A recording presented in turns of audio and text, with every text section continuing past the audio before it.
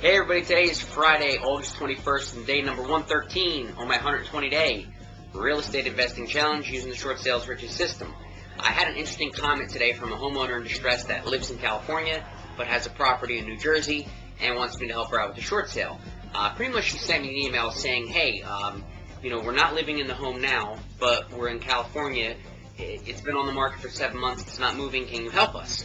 One of the concerns they had was a potential 1099 tax deficiency, okay?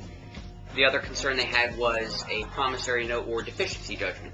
So basically I wrote her a email and I explained exactly what's going on. Number one, because in December 2007, the Mortgage Debt Forgiveness Relief Act was passed by Congress, which basically states that a lender can no longer give you a 1099 if the property in default is your primary residence, okay?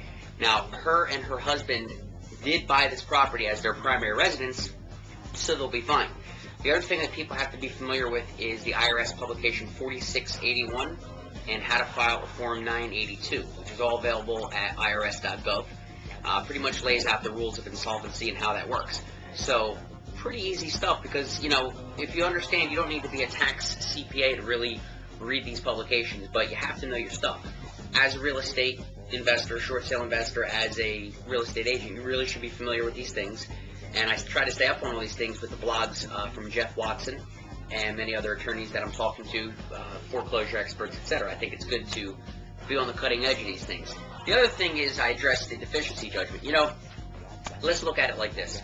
If the house is sitting there right now and nobody comes along and buys it and the home, does go to auction, does get taken back as an REO, they're going to add in all their costs, okay? And they're going to figure out what did the people owe, what did they take it back for at auction, what did they actually sell it for, what are all the costs. The deficiency is going to be much greater. National statistics are 22% more of a loss.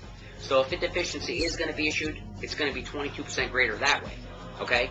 Not only that, but the way that we submit our packages, we have special language that goes along with every submittal. Matter of fact, I'm going to pull it up for you real quick, which basically states to the lender that we're not going to accept the deficiency. Now, can they try and give you one at some stage in the negotiation? Yes.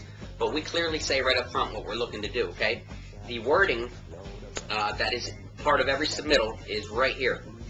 This offer is being submitted to you as payment in full / release and satisfaction of the existing liens and mortgages so that we may acquire fee simple, absolute, marketable, insurable title with no restrictions, okay?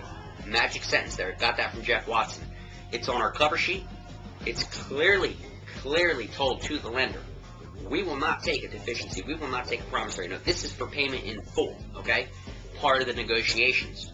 Now, if they do come back, and sometimes they do, hey, we want them to sign a promissory note of $10,000, $50,000, whatever, or in the one case I had with Florida, we're in the negotiation phase right now, bring $12,000 cash to the table. No. What we can do is raise our offer as the investor.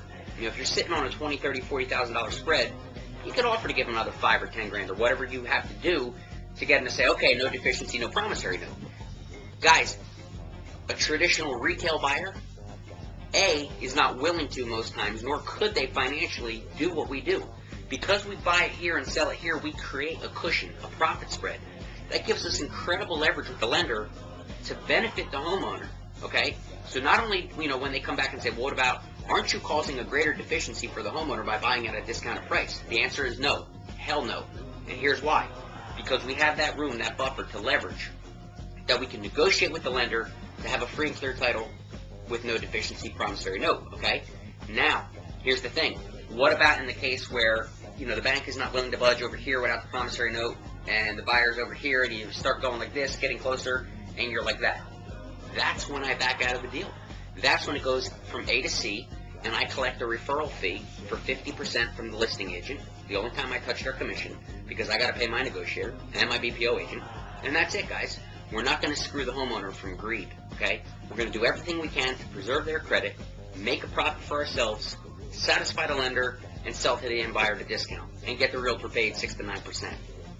Sounds like a win-win situation to me, guys. So anyway, it's Friday night. I'm done. The week is over. Have a great weekend. We'll check in with you tomorrow and take care.